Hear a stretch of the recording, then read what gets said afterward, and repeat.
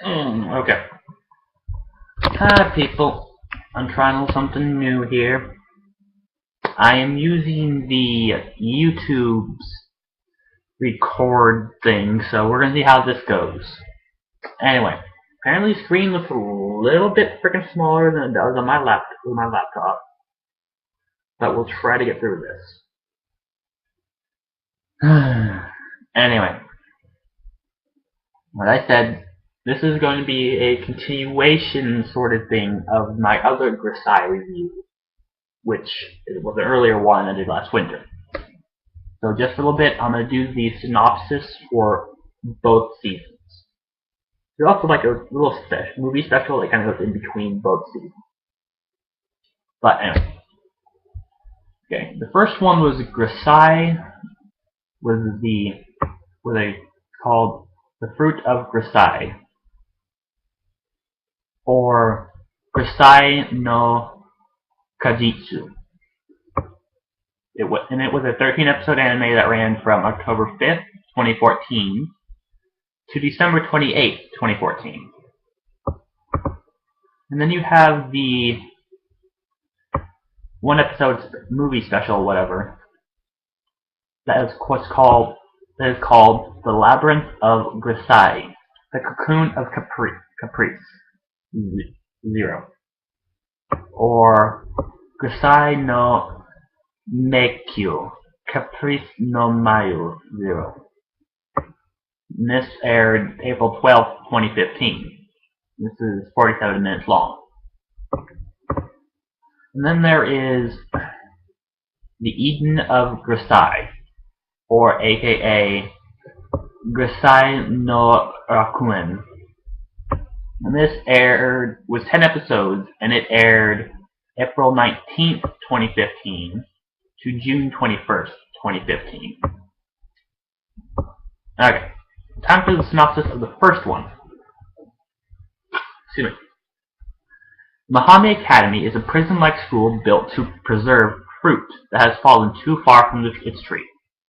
It is home to 5 female students who each have their own reasons for enrolling in the academy and live their life idly within the walls of Mahama. One day, Kazumi Yuji, the institute's first male student, arrives and throws the orderly rhythm of Mahama off balance. Is Yuji what the girls need to grab a hold of their lives once more? Or will the weight of their pasts prove too steep a wall to overcome? Or is his task even heavier than any of the others? Now that was a synopsis for the first season.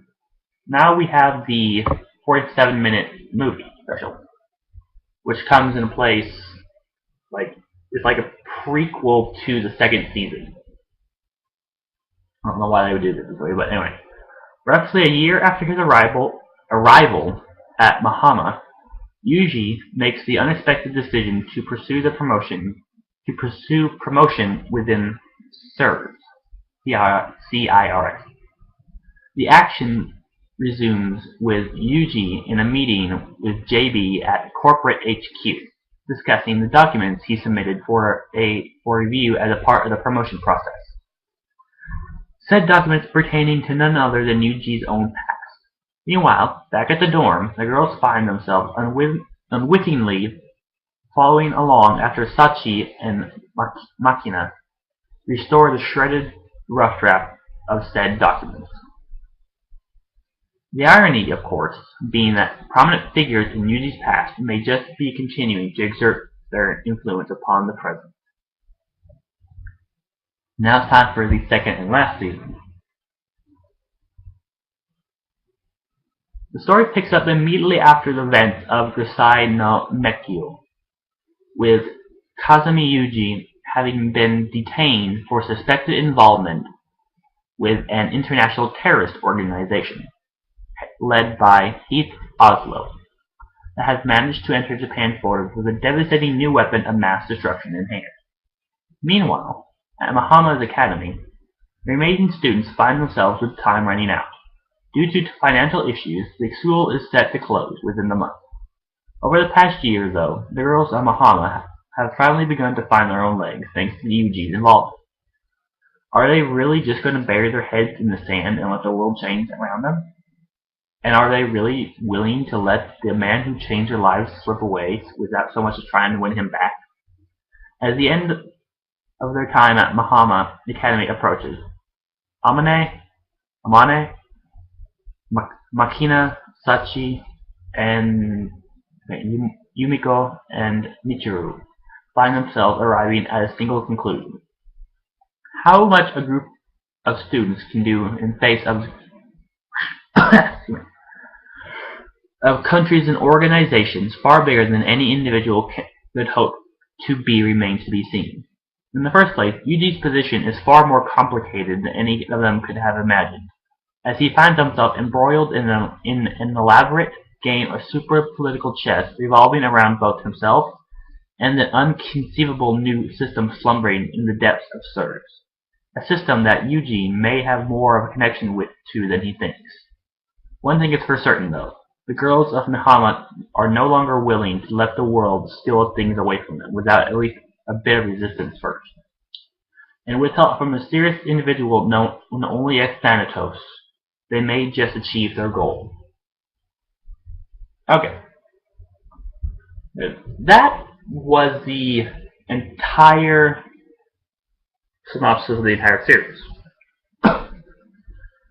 Now, my first review video, it was crappy. I acknowledge that. Like, it kind of sucked. Yeah, it did. I was very twitchy. I really need to calm down on my twitchiness. But yeah, anyway. I talked about the first season. And just for a little review, like, we have each of these girls. Here, they have a dark past. And but he comes in, has his own dark past. And everything, and like he's lost his sister, and like the one girl was there when he lost his sister, blah blah. Well, when his sister was supposedly died. Okay, like okay, spoiler coming up here in this thing. Spoilers coming up later. So be careful. Yeah, like cannibalism, bloody sex in the woods sort of thing. Yeah. Holy shit, as I said at the end of the last video.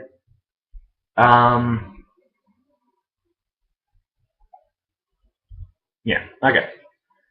So we pick up with Grisaia no Mekyo, or aka the Labyrinth of Grisaia. Now, as I said, this takes place in between the two series, and it's more of a prequel. It's like more of a direct prequel to the actual The Eden of Grisaia, which it ends right where the next season picks up at. So I don't know why they could have made this 47 special into the first 2 episodes and made this a 12-episode series instead of a 1-episode, 47-minute movie and a 10-episode series. Doesn't make too much sense to me. Anyway, so yeah, it begins with him, like he's in promotion for the place that he works at, the group search, because he is a assassin or a shooter. And what they're doing is like we get his background. Like as I said in like the first video, I believe, like we get all the backgrounds, but we don't really get his background. They don't tell us this. They hint that his background is bad. It is in this special right here that we get his background of what exactly happened to him all when he was a kid. And just let me tell you, it was awful. Like right after his sister went MIA, his parents were fighting, and like he murdered his dad or something, or their parents murdered each other. He was taken there. He was adopted. He was taken in by this guy who was training kids to be mercenaries. He was just pumped full of stuff at this school, drugs, abuse, all this stuff. He was trained to be like one of the best assassins they could make. He just until he was saved by the girl, by this one woman who is dead, died previously to the actual story line taking place.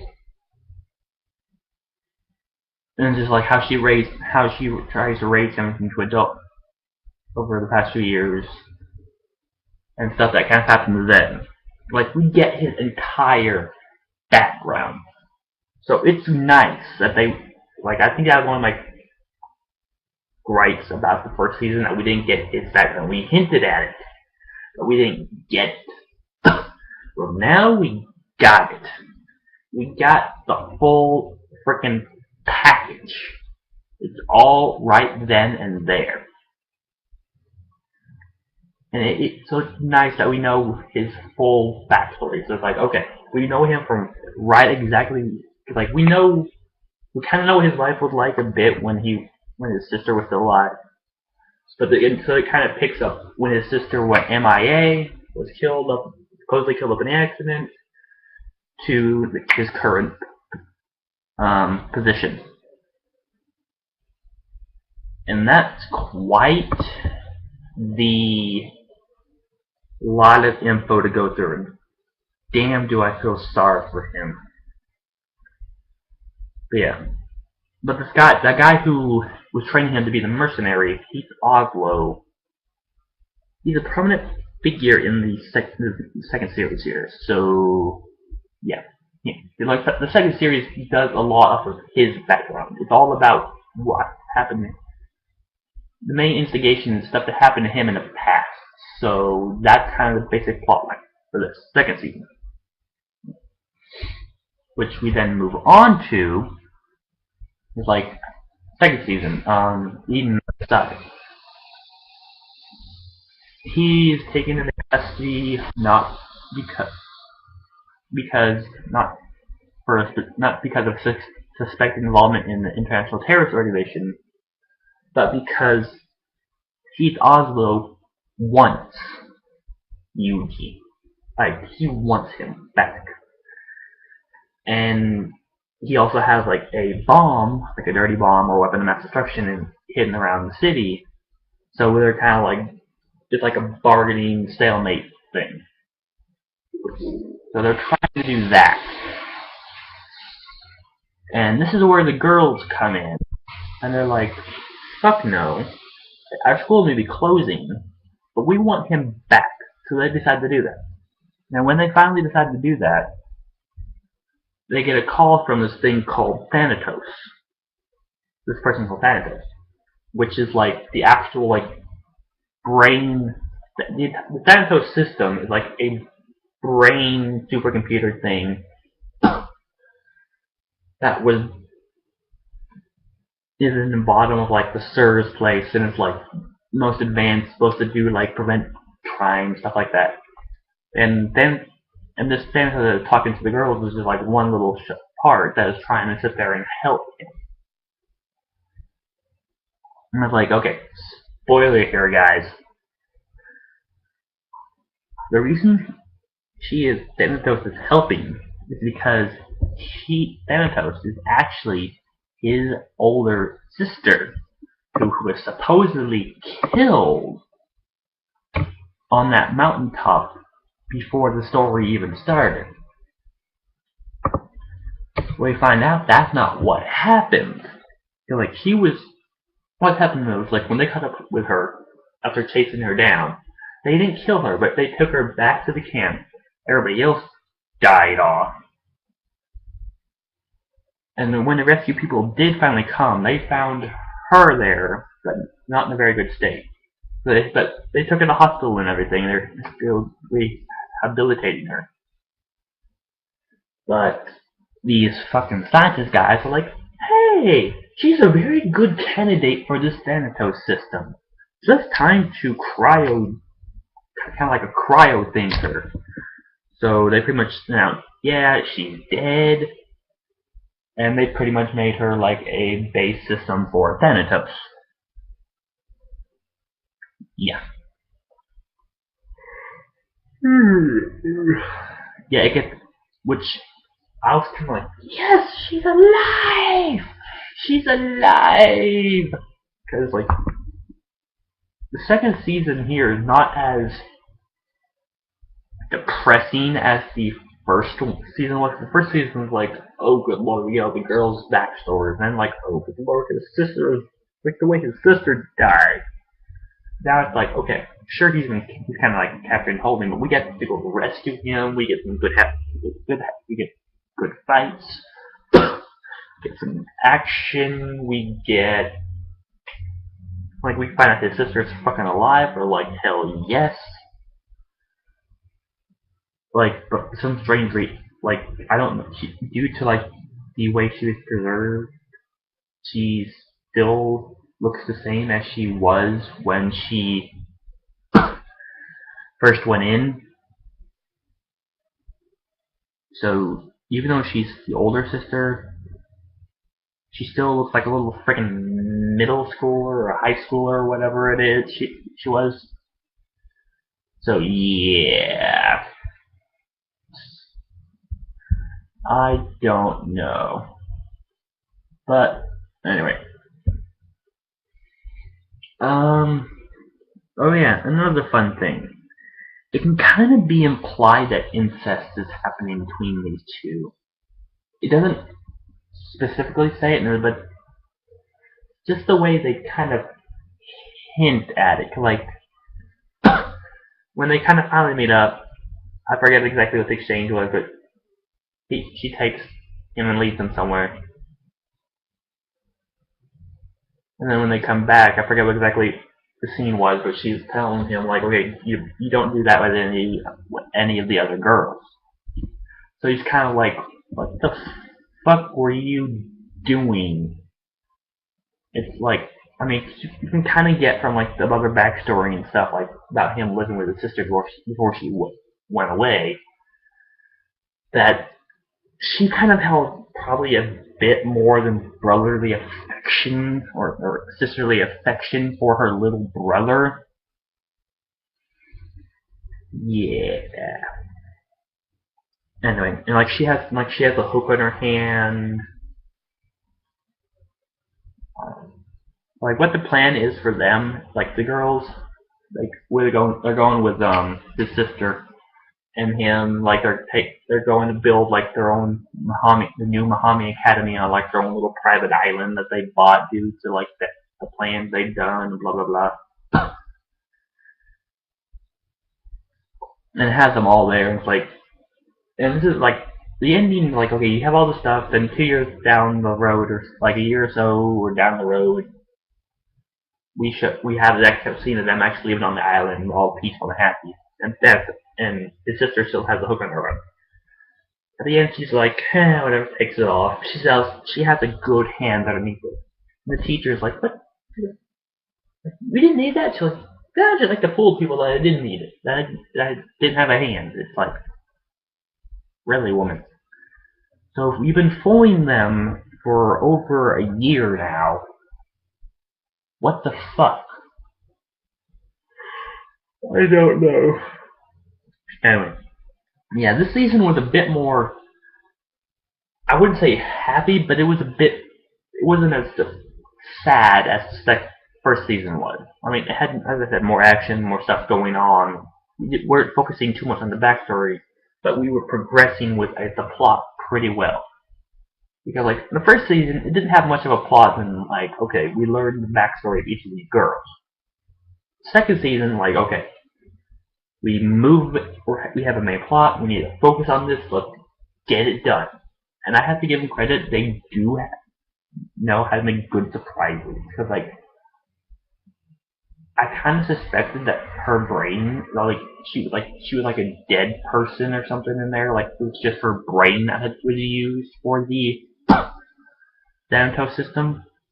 But when like the one officer or whatever, JB, goes to retrieve the thing, it comes out to be her whole freaking body, and she is alive.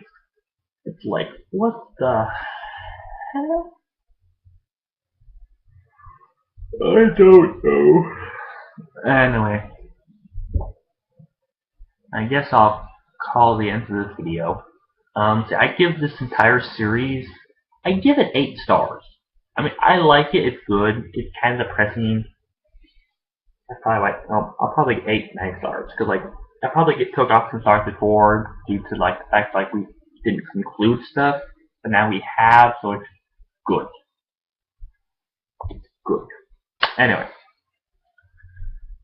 Yeah, let's see, my next video will be over the anime Is It Wrong to Pick Up Girls in a Dungeon? That one needs a second season so bad. Let me real quick though, check and see if they're doing a second season. Because if they are, I'll hold off on doing the review video until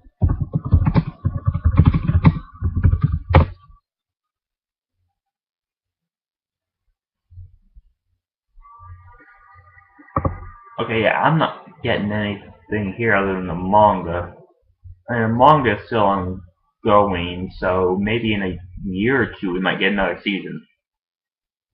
But yeah, if we were going to get another season here sometime soon, I was going to hold off until I watched that season to do a review. That way I wouldn't have to do this. So like, I did the review of Grisaia here because I didn't know this was coming out. But I've noticed a lot recently how they're doing like, okay, here's this, let's wait 3 months, do more. Like, really? Really? Anyway. I mean, like, and sometimes they'll even announce it at the very end. Like, I just finished watching one here recently called Kyokai no Rine. 26 episodes. Okay? They announced at the end of the last episode that there will be, that, like, in January, they are starting up another season. Like, really, we just spent 26 weeks doing this. And you want to do another season in 3 months. What? Anyway, so yeah, the next video will be, is it wrong to pick up girls in a dungeon? So, without further ado, sayonara.